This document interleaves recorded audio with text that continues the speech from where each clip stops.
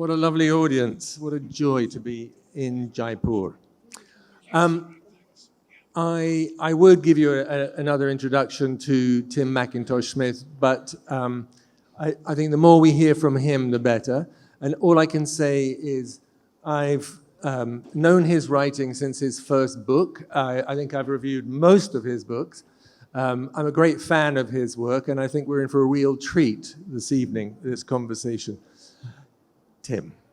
Now, I'm not always keen on biography with writers. I'm more of the Ernest Hemingway school, where it doesn't really matter what it takes to write a book. It's the book that counts. But I think in your case, there is a good cause for asking how you got to be where you were and how your books came about. So how did you get to the Arab world? When was that? And what led to the writing? Well, first of all, I would like to say a big thank you for your very, very kind and generous reviews. I don't want to make us seem like a couple of old lovies having a love-in up here, but... oh, you can, it's okay. All right, I love you, Anthony. No, to be quite honest, if you're a writer, as some of you will know, to get a good review, it's not just nice, it's wonderful. It makes the whole thing seem to have been worthwhile. And you have done that on several occasions, as you said, and particularly with this last book, my history. You gave it a very generous review, so I wanted to thank you publicly for that. It wasn't generous, I was telling the truth. It's extraordinary, but we'll get on to that book in a while, but let me answer the question. If I went back right to the start, my grandfather made violins as a hobby, and there were various sort of violin-making bits and pieces around, which I didn't understand when I was a small boy. But I've discovered, I don't know age what, perhaps 5, a box of bits and bobs, and in it was this red lump. And I must have said to my own father, oh, Dad, what's this? And he said, it's the blood of an Arabian dragon. And he was that kind of man. He had a very pictorial imagination. So it was actually a piece of something called dragon's blood, which is used in the making of resin for violins. And this must have planted the idea of Arabia in my head. And so, I grew up. My dad also had quite a good collection of travel books. And among these, there were books with pictures. I always remember Freya Stark, one of the famous British travelers in the Arab world and beyond. And she produced this beautiful book called Scene in the Hadramaut, I guess back in the 30s. And it had these wonderfully captivating images. There was one old guy, a sort of wrinkled tribesman, grinning away, and on his chest he had what in Arabic we would call a dub, which is a spiny-tailed lizard, a Euromastix, if you want the scientific name. And I think it was just a pet. And then there were these sort of mud skyscrapers and the things that we associate with Yemen. And that planted a picture in my head. Go on a bit, reel forward a bit. Do you remember the World of Islam Festival in London? No. You don't? No. You missed it. Where were you? You were away somewhere, You were probably on the hippie trail or something. You were probably in a haze of delight in Afghanistan or somewhere. Anyway, I think it was 1974 or 74. No, I was in the Middle East. You were in the Middle East, all right. Well, the World of Islam Festival brought the Middle East to London, because all of a sudden, with the 1973 war and Arab countries using petrol prices as a weapon, Arabs became richer. So if you remember, London sort of filled up with guys in robes and women in veils and so on. And the World of Islam Festival was really a way of explaining where they came from. And it was beautifully done. And is that why you went to study Arabic at Oxford? I suppose it was there. I went to Oxford actually to study Egyptology. You didn't know this. I mean, this is the great Egyptian that's my expert. field. Wait a minute. I know, yeah. But then I got the willies, so to speak. Not the Willy Dalrymples, but the other kind of willies. And I thought, well, if I'm a graduate in Egyptology, wouldn't be tremendously employable. So I fell back on the old fallback of the classics, Latin and Greek, and soon got very, very bored because I'd already been studying Latin and Greek for 9 or 10 years. And I thought, no, I want a challenge. So that was when I fell into the arms of Arabic, the Arabic language, Arabic culture. I studied Arabic and what they call Islamic history. That's a lovely image. I fell into the arms of Arabic. But there's an awful lot of people who study Arabic at Oxford who don't fall into the Arab world in the way that you have. So how did you, when you first went to the Arab world, where did you go? And why? I first went, and this is something I haven't talked about a lot actually. I went to be the organist of St. George's Anglican Cathedral, Jerusalem, for a summer in 1981, and I was just filling in. You can tell we didn't rehearse this. No, they needed an organist to fill in between two full-time organists, and I play the organ and the piano, and applied, and I got the job. So I got a sort of grace and favour apartment in the Close, and it was a wonderful time because it was, everyone was fervently for the Palestinian cause, so it was a great time to be there. But you could still travel around. You could walk around, you could walk down to Jericho and things like that would be impossible today. But how did you get to Yemen? Yemen. And that's how my main teacher at university said it. He said, "Oh, Yemen, you will come back speaking some dreadful dialect," which I suppose I did. I kind of speaking the most beautiful dialect. If there are any Yemenis in the audience, إذا كان من بينكم من أهل صنعاء, that's what I speak. I speak San'ani Arabic, and I just realized that we weren't learning to speak Arabic at university. We never got the chance to practice it. So I had this dictionary called Harvard's Dictionary. Do you know it? Everyone knows Hans Wehr. Oh, Hans Wehr, yeah, Hans Wehr. Hans Wehr. I apologize to his spirit, but Harvard's Dictionary is Hans Wehr on opium. It condenses Lane's lexicon, which itself condenses Taj al-Arus, which my edition is 40 volumes, and it's all in one volume. So that whole world of words in one pocket, almost pocket-sized volume. So you get things like the word sada, which often means an echo, but it can mean sort of rust, it can mean an owl, it can mean a brain, it can be some kind of spirit that comes out of the skull of a dead person. And all of this was just listed together. So you had this kind of, I called it in the book I wrote about Yemen, I called it Dictionary Land. That's your first book? That was my first book. And, even things like, there's a special a special word, for which I forget now, for the sound of truffles being extracted from under the ground. There are different words for each of the gaps between the fingers, things like that. So I wanted to explore this world of words on the ground.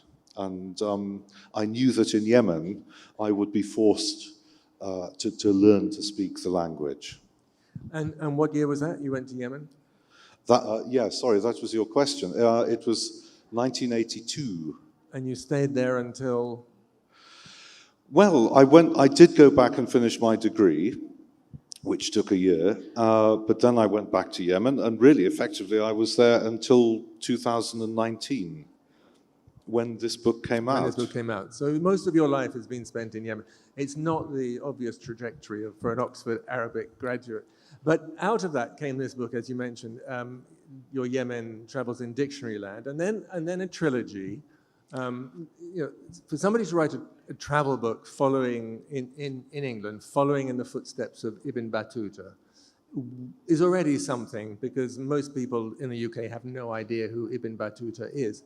To write a trilogy was I must say, the trilogy was meant to be one volume, but it just kind of grew and grew, and it could have gone along. It could have been a tetralogy, if not a pentalogy. But all of that, I think, has led you to this extraordinary book. Yes. Arabs.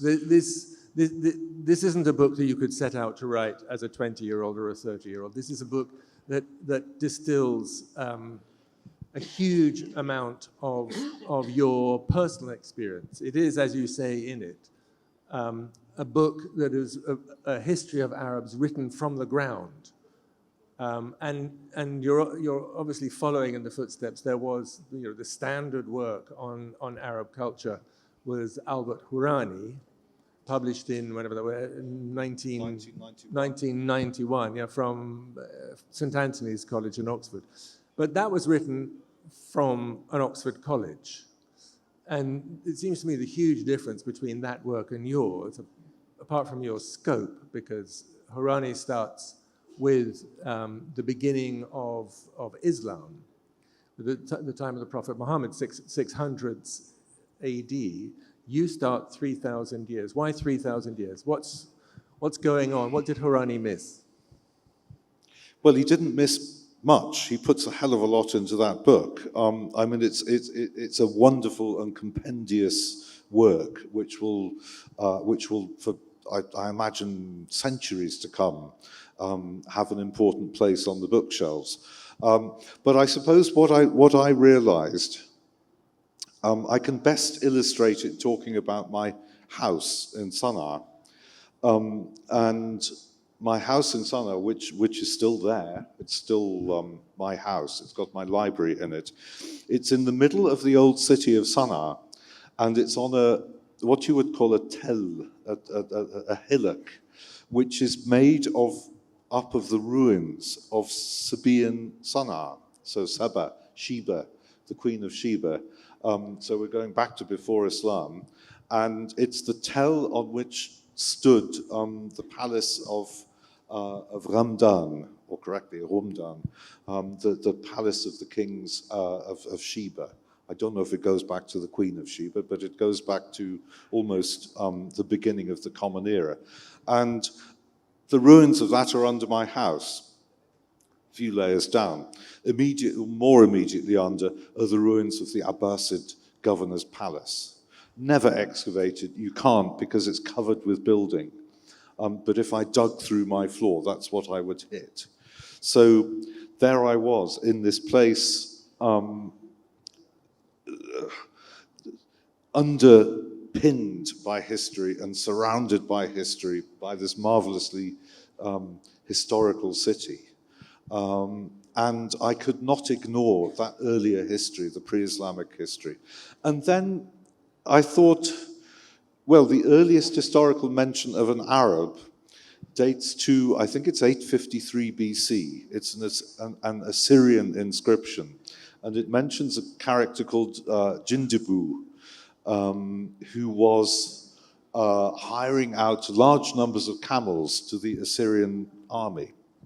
And Jindibu, it's obviously the same name as Jundub, which means a cricket. Not the game cricket, of course, but the insect.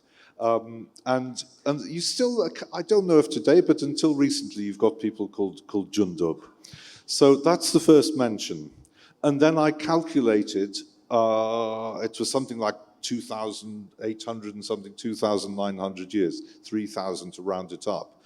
And I divided it in half, and I found that it was at the very midpoint, when I was writing the book, that the Prophet Muhammad visited Syria and was recognized as a prophet by the monk Bahira. So, you know, to me, Islam is at the heart of it all, but it's not at the start of it all, if that makes sense. You know, it's the great, if you think of history as a necklace, Al-Mas'udi, the great early 10th century Arab historian, he said that writing history is like gathering gemstones and arranging them on a string. So if you think of history as a string, a sort of pendant. That's really beautiful. Yeah, well, thank you, Al-Mas'udi. I mean, yeah. These people are my inspiration. And if you think of that pendant, then Al-Wasita, the stone at the center, the centerpiece, is Islam. But to start there, it only gives you half the story. So maybe you should define what you mean by Arabs. And it's interesting you use the word Arabs in your title, not the Arabs, but just Arabs. So, and I remember doing research for my Lawrence of Arabia book. In the 1910s, there's a Congress is happening in Paris, the Arab Congress, where they're having a debate about, well, what is an Arab? Is it somebody who lives in Arabia, somebody who comes from Arabia? Is it somebody who speaks Arabic? And obviously language is very important, but what is an Arab? Well, I kind of began to roll my eyes because it's one of those words that's so slippery. It has changed its sense. It has shape-shifted across the ages. Probably the Arab, to begin with, were people like that Jindibu. So they were living on the fringes of the settled lands, on the fringes of the desert. They were they had domesticated the camel. They were using the camel for transport, but they were probably a mixed bunch. So you have these beautiful genealogies in the traditional historians that take Arabs back to so and so and so and so, and ultimately to Shem, the son of Noah. So Arabs are Semites, according to these historians or genealogists, as much as Jews are. But I think that actually a lot of the names the genealogists mention you can find on the ground in inscriptions. But generally speaking, the picture is, as always, more complicated. So I think you had these people of mixed origins, and they began really to form under pressure, if you like, as like pressure in a mold, when they were up against empires, like the empires of the Old South, the Persians, the Byzantines. So I would say that Arab begins to have a sort of cultural, ethnic, or national sense even, when you get Ajam who are non-Arabic speakers, often thought to mean mainly Persians. So Arabs really formed in that mold. And you had local kings who were client kings of the Persian Empire who would foster Arabic poetry. And poets would come to their courts, they would vie in producing poems in this beautiful high-flown language, which sort of became the general language of this people. So if you like, the Arab identity was formed by the unifying of language. I mean, I think today, if anybody thinks about Arab, they think about Muslim as well. But obviously, pre-Islam, before the arrival of Islam, there are Christian Arabs, there are Jewish Arabs, there are all. You know, there are pagan Arabs. There are monotheistic Arabs who are neither Christian nor Jewish. You get all sorts, and obviously, people didn't suddenly become Arabs with the beginning of Islam, although. Islam, why did I say it's the centerpiece? It's because of the Quran and the mission of the Prophet Muhammad, and the Quran being the first Arabic book. And that therefore brings us to language, Yeah. which is at the heart of your book, is the dilemma of Arabic language, and also, you know, the heart of your fascination with Yemen, with the Arab world, is this language, which is so complicated, as you say, so slippery, so, you know, where one word can mean so many different things, and yet around this, impossible to define, and with classical Arabic, impossible to use, more or less now, coalesces an identity. I mean, how do you explain that? How does that come about? I talk in this book about what I would call information technology. And there were different stages in the development of information technology, which kind of cemented the role of language. And that sounds a kind of rather airy-fairy way of saying it. But you started off, as I said, with these rather diverse people. They began to speak a language which was quite similar, because they needed it to trade and to transport goods. And then you had those kings sponsoring poetry. Then you have the Quran, which is the first Arabic book. So you suddenly have this written language. And the Quran, of course, disseminates with Islam and goes across what becomes an empire. So you have that holding it together. Then, hugely important in information technology, it was Abdul Malik, the Umayyad caliph, who said, now we're going to use Arabic to administer the empire. Before that, they used Persian in Persian bits, Greek in Byzantine bits, but he made the decision that they would use Arabic. And there's this story about do you remember the story about the guy who peed in the inkwell?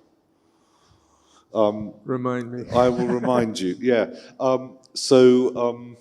It's a kind of cockeyed story, because not in that sense, but it doesn't really fit together.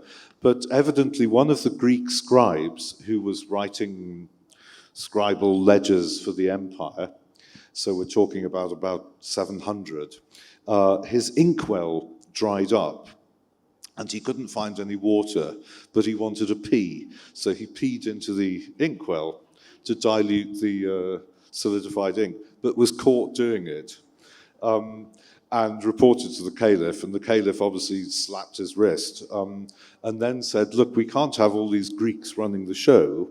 Why don't we have people writing Arabic? I mean, it doesn't really fit together, the story, but that's what they say.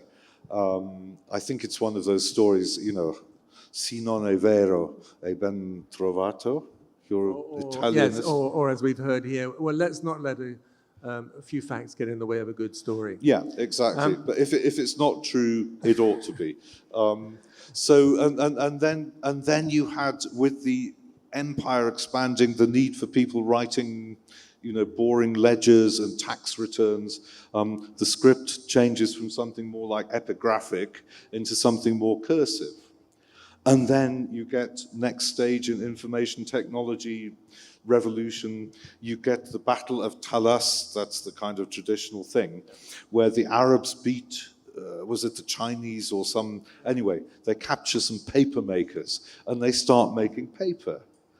And, you know, it sounds a bit... That's very early. I think it's oh, yeah, that's 8th century. 8th century, but it means that you don't need to use animal skins to write on, or papyrus from Egypt, which is so expensive.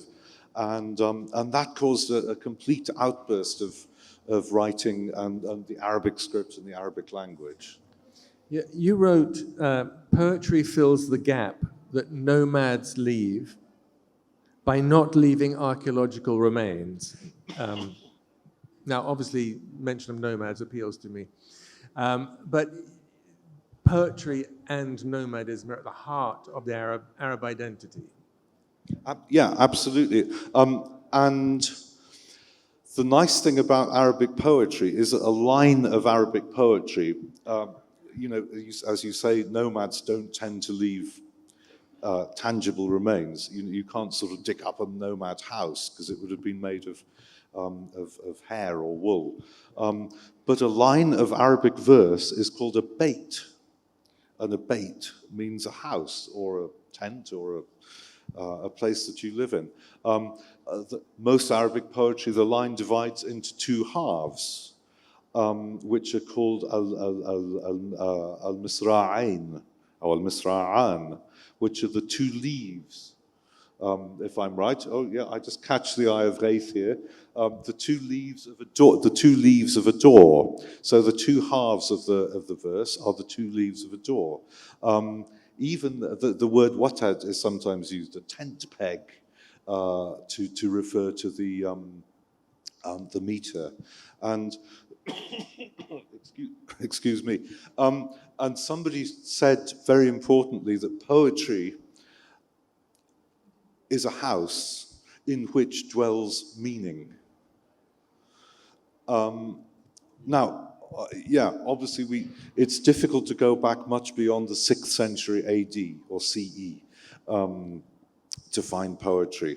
But this is something I talk about in the book. Do you remember those graffiti?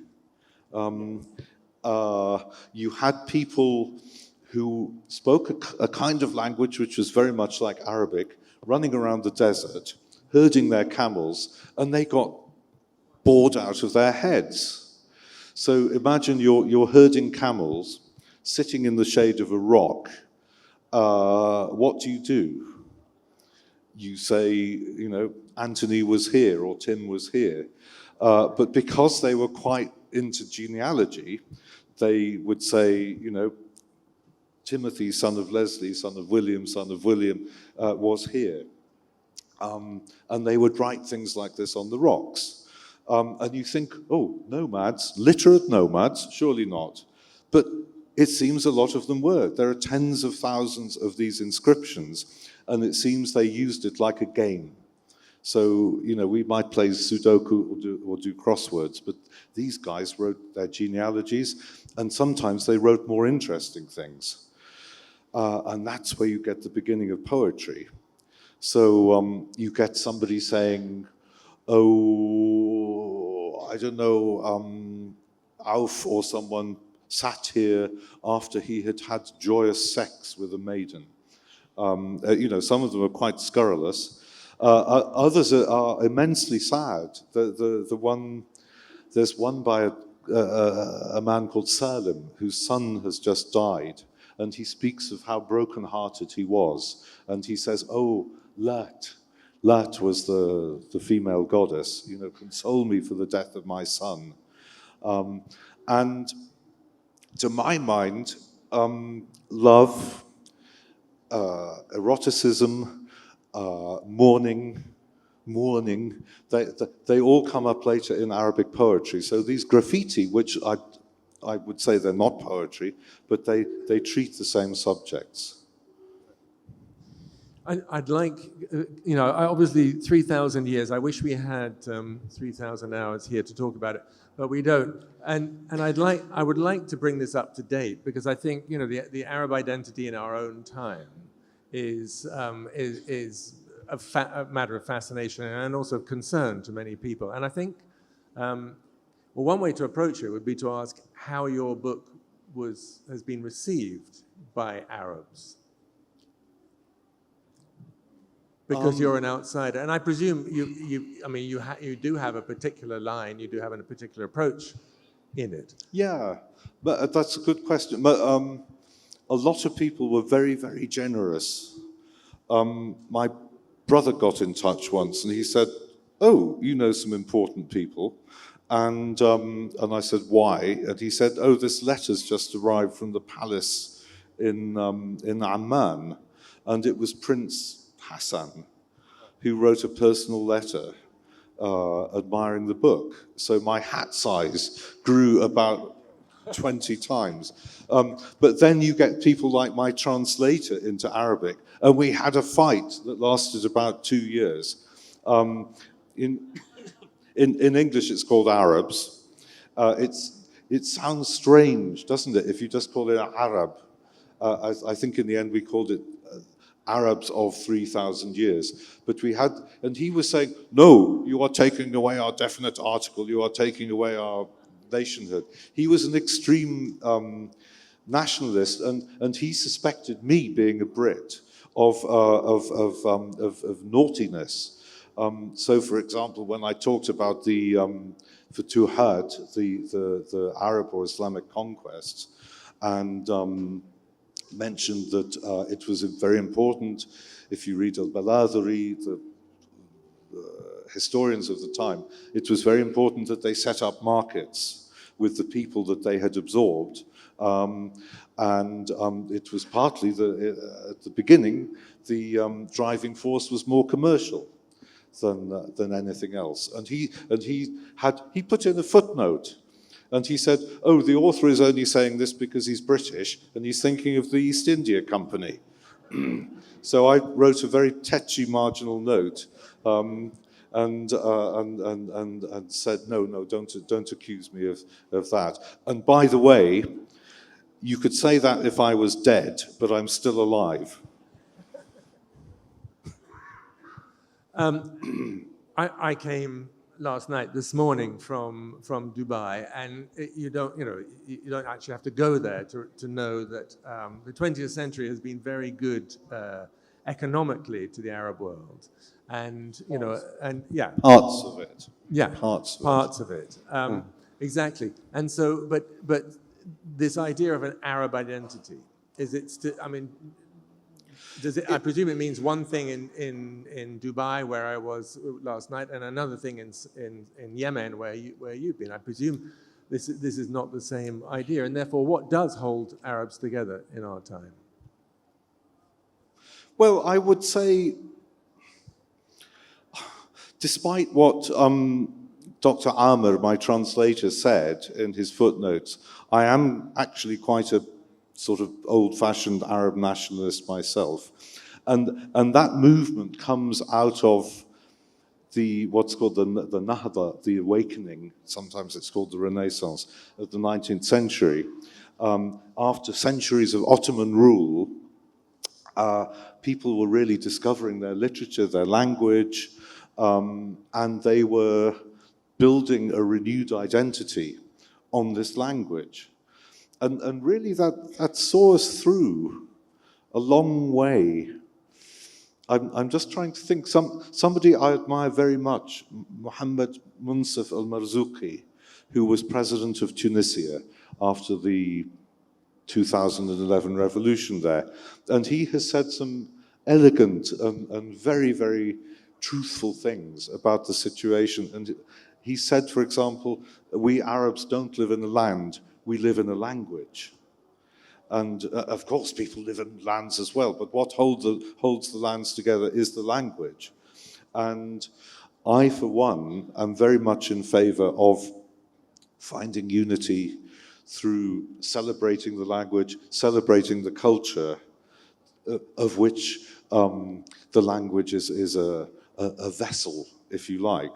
And this book it's about it's about history, it's about language, it's also about unity and disunity. And I think at the moment, if you look at the Arab response to what's going on in Gaza, for example, it's terribly disunited. And it's almost as if the glue of language is coming unstuck. So, I'm very much in favor of celebrating the language, the culture, of teaching Arabic better to children. I mean, it's a difficult enough language, and you could teach it better than most people do. Does that answer your question? I can't even remember what it was. Yeah, no. No, it doesn't, but it'll do fine. Good. We're I talking could go on. talking about questions. We have time for some questions, and so if you hold your hand up, there's a gentleman over here at the back. Yep, stand up, please. Thank you. The microphone will come. Where does time go? We haven't honestly been here for 40 minutes, have we? It's the magic carpet, you know, it just flew. Yeah. I was going to say, I was hoping you'd ask me what sort of historian I was, and I would have said I'm a T.S. Eliot historian. Time past and time present are perhaps contained in time future, and time future contained in time past. Some of the people who read this book, they want a nice straight timeline. It doesn't exist. Sorry, sir. Hi, Tim. So what do you think of this recent push for modernity and westernization in Saudi Arabia by the Crown Prince Mohammed bin Salman? Because we heard that Hans Zimmer is going to recreate the Saudi Arabian national anthem. So I don't know. What do you think of that? I think it's I mean, I'm not really one to decide. I think it's probably quite a good thing. I think a lot of it is kind of glitz. You know, when you say that you're going to build this city called the Line, and it's going to be 108 miles long, and then you say, oh, well, actually, our budget won't stretch to that. It's only going to be 5 miles long, or whatever. You know, there are quite a lot of orotund words spoken. I think it's probably quite a good direction to go in, to take Saudi Arabia away from that kind of rather inward-looking Wahhabi past. So yeah, to open up, because when you open up, you're opening the possibilities of unity, a wider kind of unity. This is what you were talking about in your Nomads talk. You're a nomad fan because being open and traveling and moving is actually opening up to unity. So if the Saudis are doing that, then I applaud them. Nice. Lady in the front. 2 ladies in the front. There's a microphone coming. You seem to have traveled a great distance when you wrote this book, Travels with the Tangerine. That's only the beginning. Yes. And that was, I mean, it's a brilliant title for what the book is about, Ibn Battutah and Tangerine. And, but you seem to have traveled a long way and also changed your stance. Could you comment on that? Change my stance you know, the way you are looking at the Islamic world. I haven't read the Arabs. It's not available. Yeah. I went to the bookshop. I think you inevitably, the volume you've got, Travels with a Tangerine. I'm glad you like the title. It was just a silly title I gave it, a working title. And then the publisher said, no, keep it. I think in that I'm in the heartland of Islam, and I'm more in the sort of more orthodox Islamic environment. But by traveling further out and seeing ever more, I can't think of the word, nativized or something. I can illustrate it by an example. Ibn Battutah, when he comes to India, goes to Khajuraho. And he talks in Khajuraho, as everyone else does, about the sculptures. But more important to me, he says that in Khajuraho, there are a number of men who have grown their hair very long and let it become matted. They are almost naked. They have sallow bodies, sallow skin. He's talking about sadhus. And then he says, and the Muslims come and they study their ascetic practices with them. And, you know, Islam, it's got the monolith of the Quran, but it has traveled across the world, and it has always met other parts of the world and sort of shaken hands with them and been open to learning. So as I travel with Ibn Battuta, I learn more about this. Maybe does that explain how my stance might have changed? Okay, I think we have time for one more question. My name is Veena. So the word Arab, it captures the male sense. You also spoke about etchings, the genealogy, again by men. Mostly, the herders must be men. So my question to you is, does Arab and women, does the word Arab encompass all genders? And what was the role of women like 3,000 years ago? Yeah, wonderful question. Arab in itself, yes, it encompasses men and women. You're right in that these genealogies I mentioned in the graffiti, and they sometimes, amazingly, they go back like 12, 13, 14 generations. Can you remember your 13th generation ancestor? I certainly don't know who it was. But yeah, those are patrilines, they're male lines. But in other parts of what we think of as the Arab world, you had matrilines. So for example, Wilfrid Thesiger, the traveler and explorer, crossed the empty quarter. He had those two, he had several companions with him, but the two famous ones were Salim bin Rabaisha and Salim bin Qabina. Salim, son of Rabaisha, Salim, son of Qabina, both women. So they were giving the matriline there. Go back to the inscriptions, the Sabaean inscriptions in Yemen, and you get things like, slightly rarely, but you get women dedicating statues in temples because a passing man has made them pregnant and they have successfully given birth. Now, there is female power for you and female pride. They're actually expressing their pride in these inscriptions. Think of the Queen of Sheba, and that's a story that's in the Old Testament and in the Quran. The Sabaeans had a queen. We don't know much about her identity, but yeah, you're quite right. The obvious external view is of a patrilinear society and a patriarchal society. But look back into the past and things were not so simple.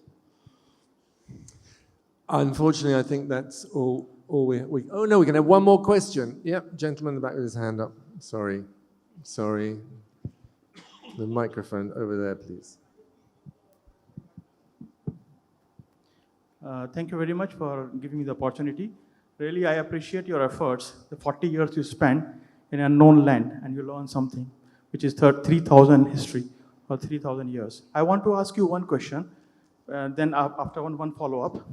What is the best takeaway for your learning for 3,000 years of Arab history and their culture? Which word can practice and can evolve themselves as a better community and better people?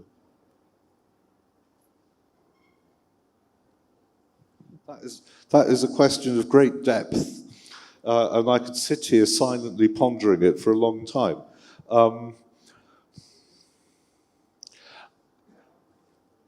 I will give you one takeaway, and it centers on a verse of the Quran, which I borrowed from for my title, and I called it Arabs, a 3,000-year history of peoples, tribes, and empires.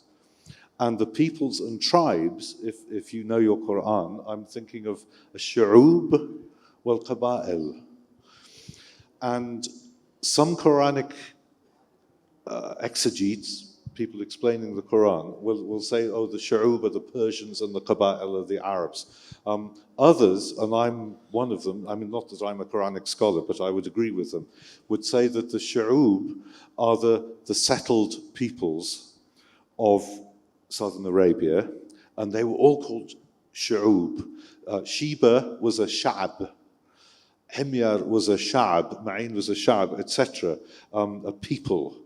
And it designates a people who live on the land and work together to irrigate, to produce crops. The Qaba'il are the nomads.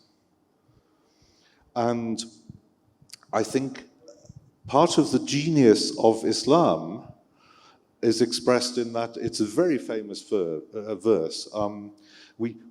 God is speaking and he says, we have created you man and woman, excuse me if I reverse things. I created you in man, woman, in different culture and different varieties, so that you can live together peacefully. Exactly. We have created you male and female, peoples and tribes, in order that you may know one another.